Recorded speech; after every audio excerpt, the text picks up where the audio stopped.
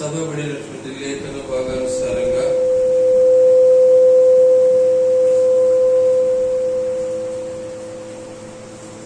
ప్రభువును బట్టి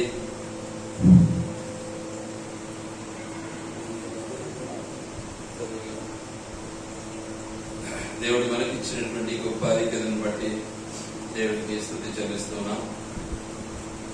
సమయంలో ఒక భాగాన్ని మనం చదువుతున్నాం. కొరింథీయులకు రాసినటువంటి మొదటి పత్రిక 11వ అధ్యాయం. కొరింథీయులకు రాసిన మొదటి పత్రిక 11వ అధ్యాయం 23వ వచనము జ్ఞాపకం చేసుకున్నాం అందరం కలిసి. నేను మీకు అప్పగించిన దాన్ని ప్రభు వలన పొందితిని.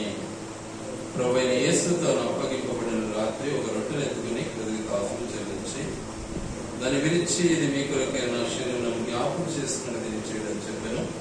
ఆ ప్రకారమే భోజనమైన పిమ్మట ఆయన పాత్రను ఎత్తుకుని, ఈ పాత్ర నా రక్తమైన కొత్త నిబంధన, మీరు దీనిలో దారుణపడేలా నన్ను జ్ఞాపకం చేసుకుని దీన్ని చేయడం చెప్పాను. లేఖన భాగాలు మనల్ని ఎంతగానో ప్రభావితం చేస్తున్నాయి. ఈ మాటలు మన జీవితంలో మనం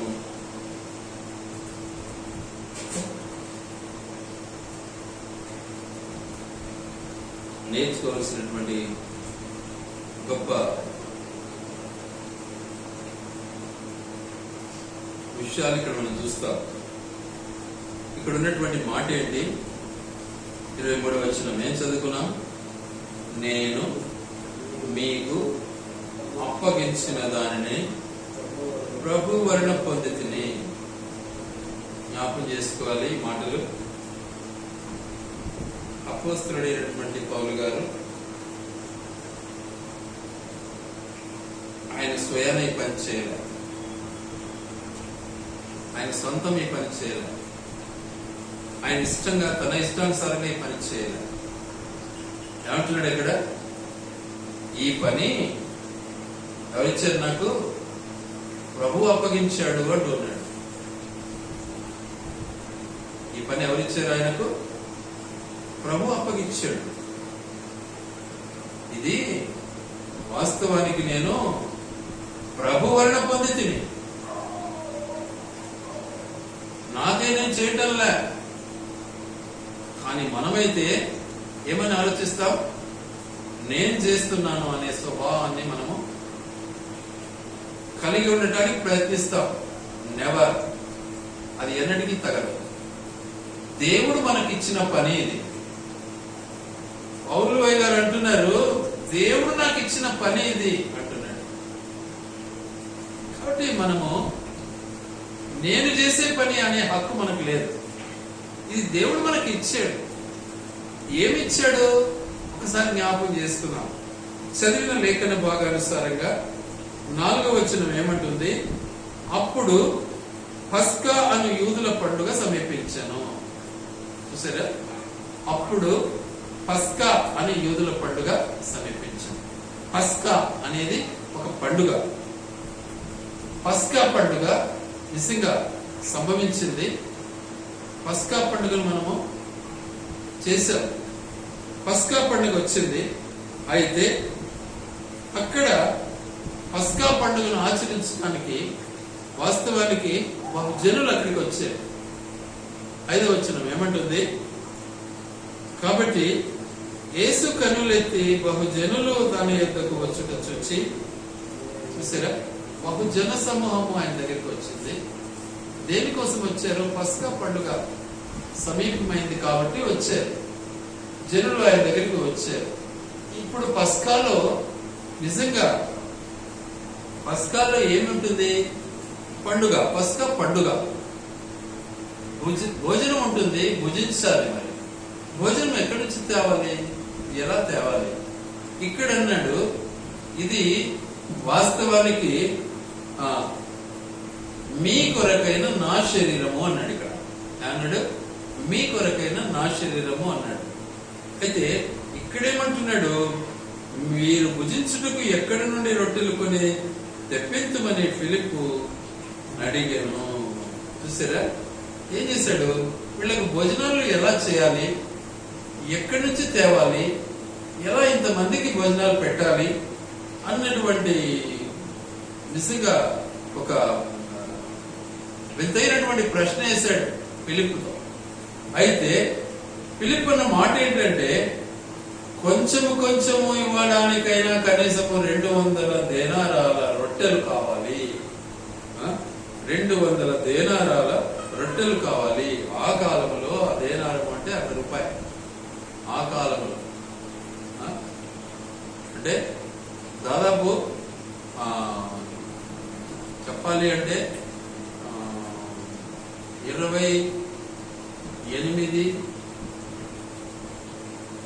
క్రీస్తు శకము 28వ సంవత్సరం కావచ్చు, 29-28 సంవత్సరం కావచ్చు. ఆ సమయంలో దాని విలువ ఒక్కొక్క దేనారం అట్లా ఎన్ని దేనారాలు కావాలా? 200 దేనారాలు కావాలి. కాబట్టి కొంచెం కొంచెం ఇచ్చినా కూడా, ఒక్కొక్క రొట్టె కూడా కాదు, కొంచెం కొంచెం. అప్పటికి ఎంతమంది ఉంటారు? కొంచెం కొంచెం ఇవ్వాలన్నా కూడా 200 దేనారాలు కావాలి. ఎక్కడి నుంచి తెస్తాము, మనకు ఎక్కడున్నాయి అన్నాడు. అయితే అప్పుడు ఆంధ్రేయ పరిగెత్తుకుంటూ వచ్చాడు, అన్నాడు ఒక మాట. ఏమన్నాడు? చిన్నవాని యొక్క 5 రొట్టెలు 2 చేపలున్నాయి అన్నాడు. 5 రొట్టెలు 2 చేపలున్నాయి అక్కడ అన్నాడు. కనుక ఇప్పుడు వాస్తవానికి 5 రొట్టెలు 2 చిన్న చేపలు.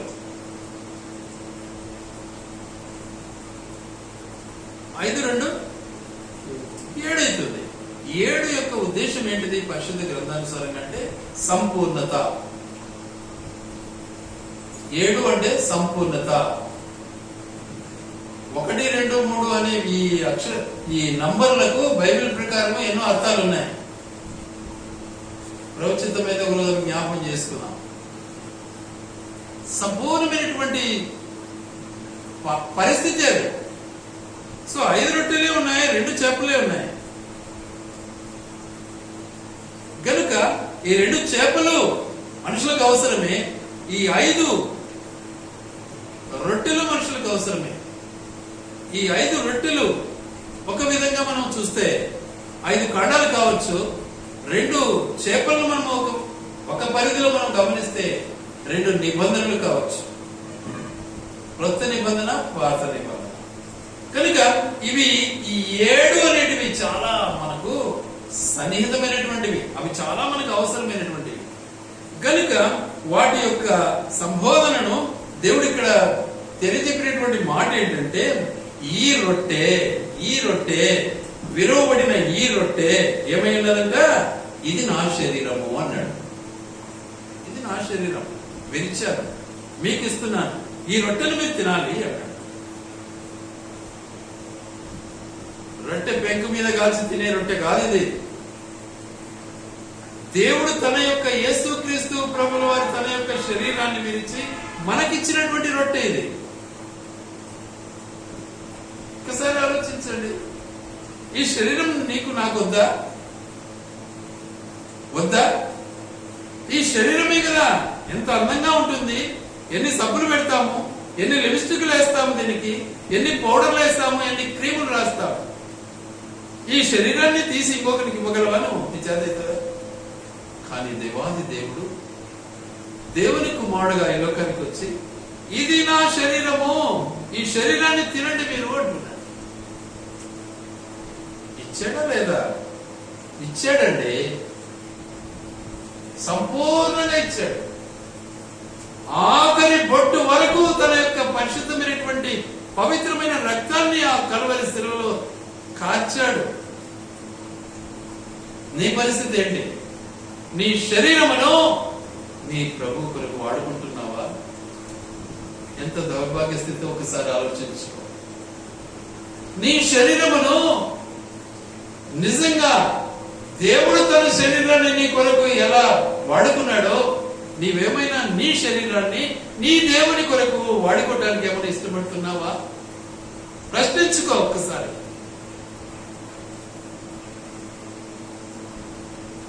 ఇప్పటికైనా తెలివి తెచ్చుకొని మనం వాడుకోవడానికి ప్రయత్నించేది నేర్చుకోవాలి. ఈ శరీరము ప్రభు కొరకు అనేది నేర్చుకోవాలి. ఈ శరీర సొగస్సును మనం చూడాలని ఇష్టపడతామే. ఆయన సొగసు ఎలా ఉంది? యెషయా గ్రంథం 53:2.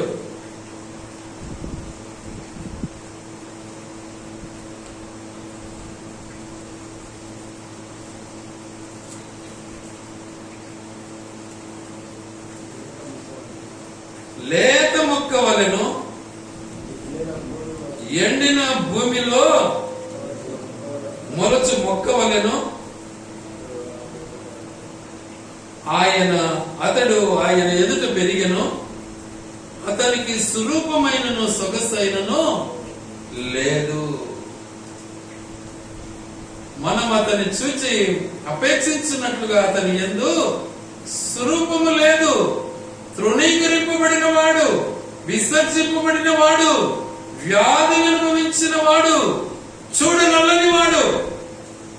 అట్టి శరీరాన్ని అనుభవిస్తూ అట్టి ఆ శరీరాన్ని నీ కొరకు నా కొరకు ఇచ్చాడు అనే సత్యం మర్చిపోయి ఈ శరీరానికి మనం ఎంత భయంకరమైనటువంటి లిప్స్టిక్ వేస్తాం ఒక్కసారి ఆలోచించుకో. ఈ శరీరం గొప్పదని ఈ శరీరాన్ని మనము పెంచి పోషించుకుంటాం. కానీ దేవుడు తన శరీరాన్ని నీకోసం ఆహారంగా ఇచ్చాడే. తింటున్నావా? నిజంగానూ తిన్నట్లయితే నీ శరీర పరిస్థితి ఏంటో ఒక్కసారి ప్రశ్నించుకో. నిజంగానూ బాప్తిసం పొందినట్లయితే, నిజంగానూ మారుమనసు పొందినట్లయితే, నీవు నిజంగా పశ్చాత్తాపడి నీ పాపాలు ఒప్పుకొని మారుమనసు పొంది ఉన్నట్లయితే నీ శరీర పరిస్థితి ఏంటి? నీ శరీరం దేనికోసం వాడుకుంటున్నావు నువ్వు? ఆలోచించుకో ఒకసారి. నీ శరీరాన్ని ఎవరికి ఖర్చు పెడుతున్నావు నువ్వు? కానీ దేవుడు అంటున్నాడు, ఈ శరీరము విలువబడిన ఈ శరీరము మీ కొరకే, దీనిని మీరు ఆహారముగా తినండి అంటున్నాడు. ఆహారముగా తినండి. చూసారా? ఈ శరీరము మీ కొరకు ఇవ్వబడింది అంటున్నాడు. మరి మన పరిస్థితి ఏంటి? మనం ఎక్కడున్నాము? ఇది కూడా నిజంగా దేవుడు నాకు అప్పగించిన పని. ఇది నా సొంతం నేను చేయలే. ప్రభు నమ్మేవా? నీకు ఇచ్చాడు. ప్రభుని అంగీకరించాడా? నీకు ఇచ్చాడు. ప్రభుని సొంత రక్షకునిగా నువ్వు నీ హృదయంలో చేర్చుకున్నావా? నీకు ఇది ఇచ్చాడు. మరి నీ శరీరం ఎవరి కోసం వాడుకుంటున్నావా? దాచిపెట్టుకుంటున్నావా? దేవుని పని చేస్తే అడిగిపోదాం అనుకుంటున్నావా? దేవుని కోసం వాడబడితే మనకి ఏం మేలు అనుకుంటున్నావా? ఒక్కసారి ఆలోచించుకో. నీ బ్రతుకును ఒక్కసారి ఆలోచించుకో.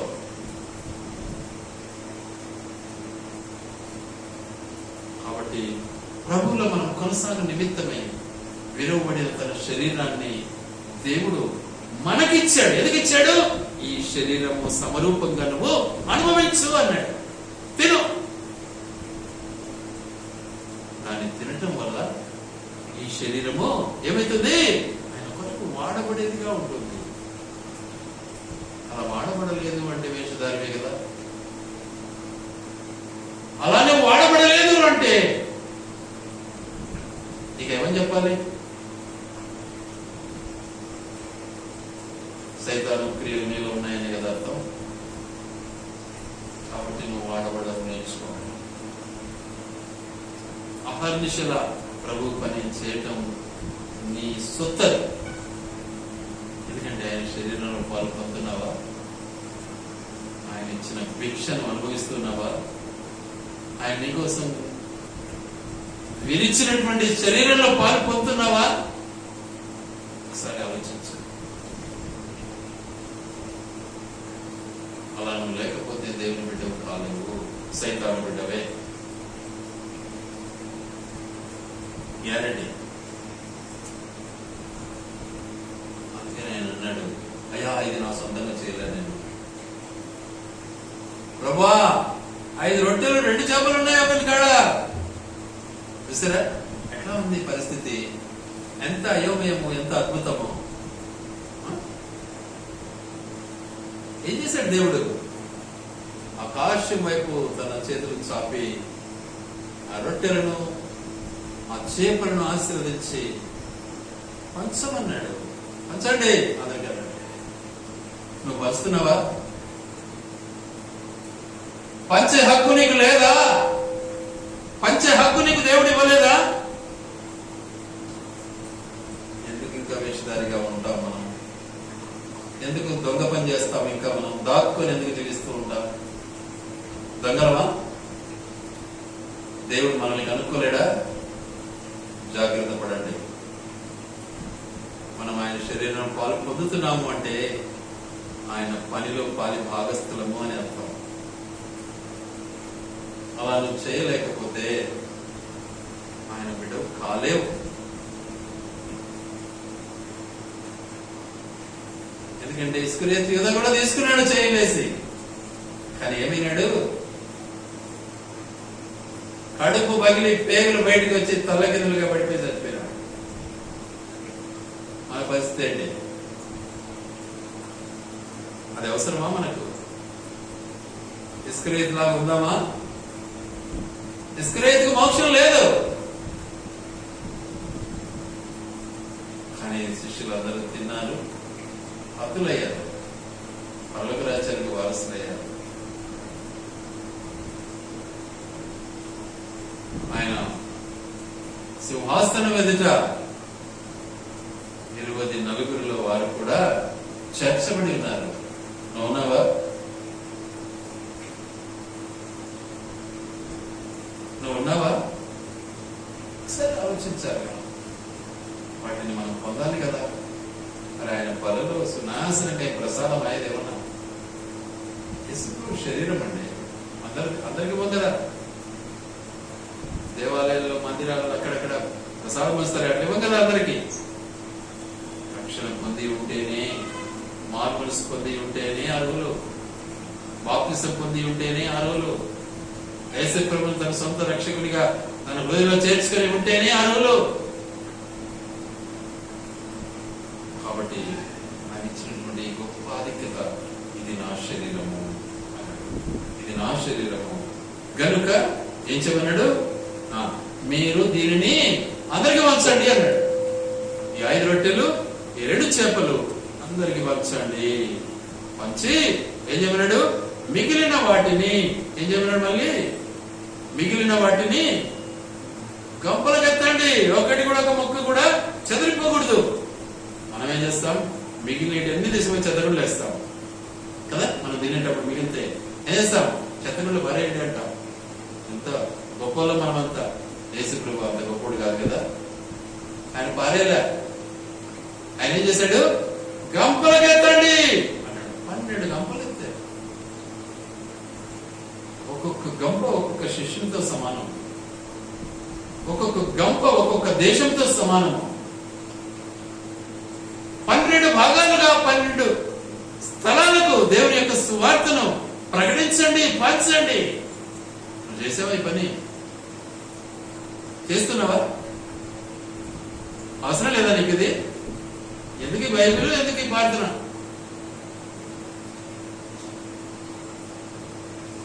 కాబట్టి పారేసే వాళ్ళకి ఉండకూడదు. నేను అందుకే ఇంట్లో చెప్తా ఉంటా, అన్నం పారేయకండి, అన్నం పారేయద్దు. ఎందుకంటే 2 విధాలుగా అనుభవించిన నేను. భోజనం లేక అనుభవించిన, భోజనం పొందినాక అనుభవించిన. అందుకే చెప్తుంటాను, అన్నం పారేయద్దు. ఒకనాడు తినడానికి మెతుకులేదు నా కాడ. ఈరోజు దేవుడు 10 మందికి పెట్టేదానికి దేవుడు ఆరాధించాడు. ఎంత గొప్ప విషయం. అనుకుంటూ ఉంటే పేరు తరిగిపోతా ఉంటాయి. ఎలా పారేస్తాం?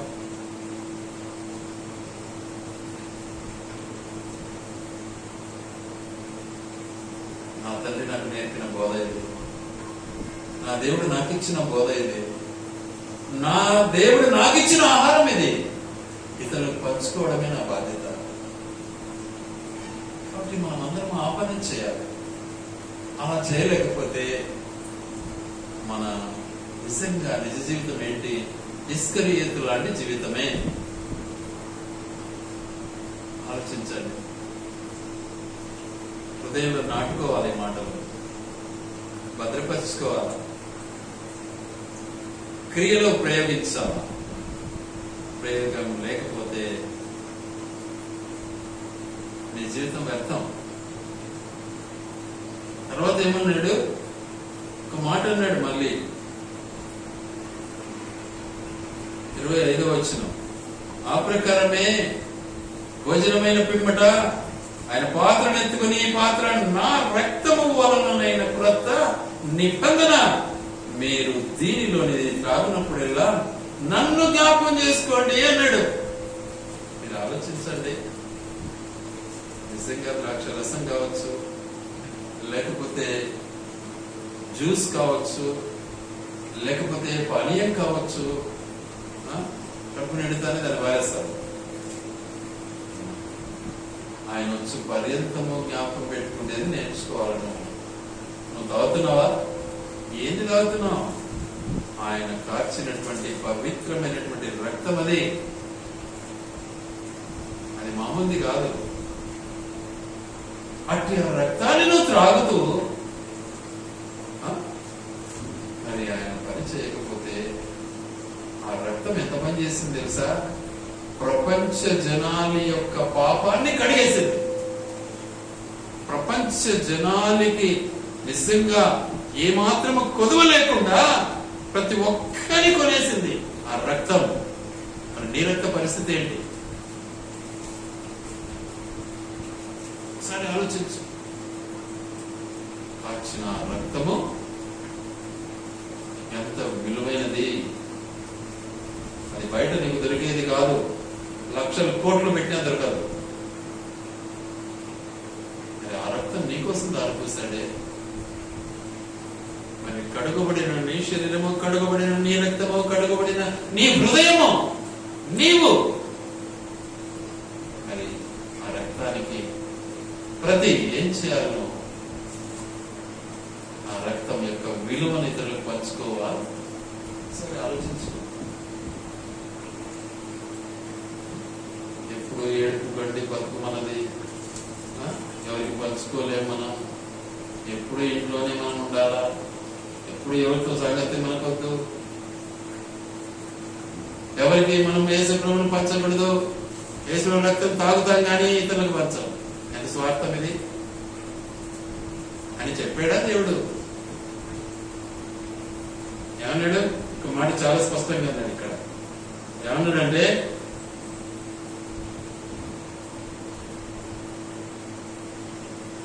వచ్చినామంటే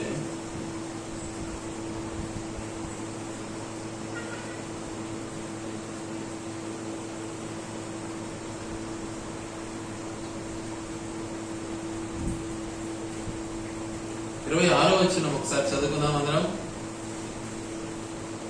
మీరు ఈ రొట్టెను తిని ఈ పాత్రలోనిది త్రాగునప్పుడెల్లా ప్రభు వచ్చు వరకు ఆయన మరణమును ప్రచురించుదురు. నేనేనా చెప్పేది? నేను కాదు, వాక్యం చెప్తా ఉంది ఈ పని చేయాలను అని. అందుకే ఆయన ముందే అన్నాడు, నేను మీకు అప్పగించిన దాన్ని ప్రభు వల్ల పొందినాను. నేనుగా చెప్పేది మాటలు, నా మాటలు కాదు. ఇప్పుడు కూడా నేనుగా చెప్పేది ప్రభు చెప్తున్నాడు. పని చేయమని. చేయవా? మొండిగా బ్రతుకుతావా? ఇస్కరియోతులాగానే ఉంటావా? ఆలోచించు ఒకసారి. ఎందుకు మనం బైబిల్ చదివేది? నిన్ను నువ్వు సరి చేసుకోవా? జ్ఞానం సంపాదించుకోవా? ఇతరులకు బోధించడానికైనా చదివేది. క్రియ ఎవరు చేయాలి? ఫారినర్ చేయాలనా? మనకెందుకు ఈ బైబిల్ అంటప్పుడు?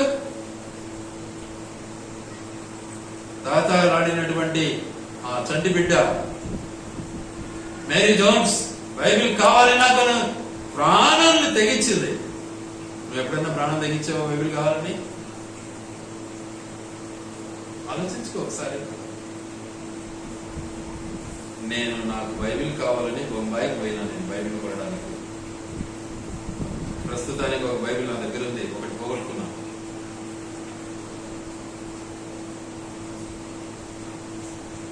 ఎక్కడి నుంచి పోయినా, అహ్మదాబాద్ నుంచి బొంబాయికి ప్రయాణమై సెలవు పెట్టి బైబిల్ కొనడానికి పోయినా అదే పనిగా. ఆడికి పోతే డబ్బు తక్కువైంది. నాతో ఉన్నటువంటి ఒక సహోదరుడు, నేను ఇస్తాను కదా, మీరు వెళ్ళి పంపండి అన్నాడు. సరే నన్ను ఆయన తెప్పించుకొని వెళ్ళి మళ్ళీ ఆయనకు మలయాళం చేశారు. ఆలోచించండి వాక్యం యొక్క విలువ ఏంటో. కొందరైతే అంటారు మాకు ఊరికనే వస్తాయి బైబిళ్ళు, నేను ఊరికనే ప్రింట్ అవుతాయా? ఎంత నిజమైన ఆలోచన ఇది. నీకోసం యేసు ప్రభు రక్తం కాచాడని సత్యం మర్చిపోయి, నీ బ్రతుకులను మర్చిపోయి, నీ విలువను మర్చిపోయి, వెలకట్టలేని నీ బ్రతుకు నీ కొరకు వెలకట్టాడే ఆయన మర్చిపోతావా? సరే ఆలోచించు. అంటే ఆయన బ్రతుకులను జ్ఞాపకం చేసుకోమంటున్నాడు దేవుడు. అందుకే ఆయన అంటున్నాడు, ఆ ప్రకారమే భోజనమైన పిమ్మట ఆయన పాత్రను ఎత్తుకొని, పాత్ర నా రక్తంలో నేను కొత్త నిబంధన మీరు దీనిలోనిది త్రాగునప్పుడెల్లా నన్ను జ్ఞాపకం చేసుకుంటే చేయండి. ఎవరితో జ్ఞాపకం చేస్తావు? ఇతరులతో, పక్కువలతో, ఇరుగు పొరుగుతో, నీ స్నేహితులతో, నీ బంధువులతో, నీ గ్రామములో, నీ పట్టణములో జ్ఞాపకం చేయవా? ఏంటి, ఎందుకు చదివేదిక మనం బైబిల్ లేకపోతే? ఆలోచించుకోండి ఒకసారి. ఇస్కరియోతులాగా ఉంటే ఏం ప్రయోజనం అండి? పొట్ట పగిలి పేగులు బయటికి వచ్చి చచ్చిపోతాం అంతే, పుట్టికి సరిగా లేకుండా.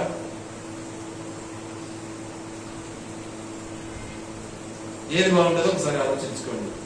కాబట్టి దేవుడు మనకిచ్చిన గొప్ప ఆధిక్యత నిజంగా ఏమన్నాడు? అందరినీ కూర్చోబెట్టి అందరికి పంచు అన్నాడు. పంచుతున్నామా? ఆలోచించండి ఒకసారి. మన బాధ్యత అండి, మన కర్తవ్యం అది. దేవుడు నాకు ఇచ్చిన కాడికి పంచాను. ఇప్పుడు కాస్త బలహీన అయిపోయాను, పంచలేకపోతున్నాను. చాలా బాధపడుతుంటాను నేనైతే. అంత ఇంత కాదు, దినమంతా బాధపడుతుంటాను, పంచలేకపోతున్నాను. ప్రభావ ఆలోచించండి. మీరంతా యవ్వనస్తులు, మీరే పంచలేకపోతే ఆయన ఏదో ఒక విధంగా పంచాలి అనేటువంటి జయంతో ముందుకెళ్తున్నాను.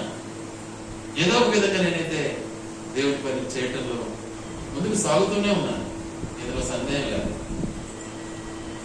కాబట్టి మీరు కూడా గమనించండి. ఆయన శరీరం తింటున్నాము, ఆయన రక్తం తాగుతున్నాము అంటే దేవుడు మనకిచ్చిన గొప్ప ఆధిక్యత. ఏం చేయమంటున్నాడు? జ్ఞాపకం చేసుకోండి, నన్ను మర్చిపోకండి. ఎవరితో జ్ఞాపకం చేసుకున్నా? ప్రభా నేను జ్ఞాపకం పెట్టుకోదాం అందామా? సరిపోతుందే? అదేనా జ్ఞాపకం అంటే? నీ జ్ఞాపకార్థ సూచన ఇతరులకు పంచుకో. కూర్చోబెట్టు, వెళ్ళిపో, ఆంధ్రయ్య, పేతురు, అందరినీ కూర్చోబెట్టు, అందరికి పంచు అన్నాడు. పంచుతున్నావా? సరే ఆలోచించు. కాబట్టి పంచలో నేర్చుకుందాం, పాల్పొందాం, హృదయ శుద్ధితో పాల్పొందాం, యోగ్యులుగా పాల్పొందాం. మనల్ని మనం సరి చేసుకున్నాం, తను తాను పరీక్షించుకొని అని అంటాడు అక్కడ. పరీక్షించుకుందాం, సరి చేసుకుని ఇకనైనా ఆయన ఇచ్చిన పనిని మనము కలిగి ఉండడానికి సిద్ధపడదాం. దేవుని మాటలు ఆయన వెనుకిడిలో దీవించి ఆశీర్వదించునుగాక.